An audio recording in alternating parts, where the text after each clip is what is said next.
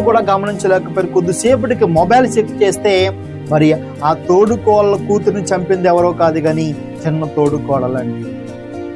మీకు అర్థమవుతుందా? అంటే వరసకు కూతురయ్యే పాపని అసూయ చేత చంపేసిందంట. అసూయ చేత చిన్న పాపను చంపేసింది తోడుకోడలండి. ఎవరో కాదు, బయట వాళ్ళు ఎవరో రాలేదంట.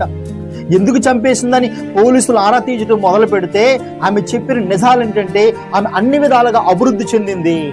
ఆస్తుల్లోనూ, అంతస్తులోను, పిల్లల్లోనూ ఆమె బాగుంది కాబట్టి దాన్ని చూసి నేను ఓర్చుకోలేకపోయానని చంపేశానని నిజాన్ని ఒప్పుకుందండి ఆవిడ. రీజన్ ఏంటి తెలుసా? అసూయ, ఈర్ష, స్వార్థము, కుళ్ళి అంటాం కదండి మనము. ఒక మాట కాదు కదండి, చాలా మాటల అర్థాలు వస్తాయి. ఆమెకు అసూయ చేత, ఈర్ష చేత, స్వార్థము చేత చిన్న పాపను కూడా చంపడానికి వెనకాడలేదంటే అసూయ ఎంత ప్రమాదకరమో చూడండి.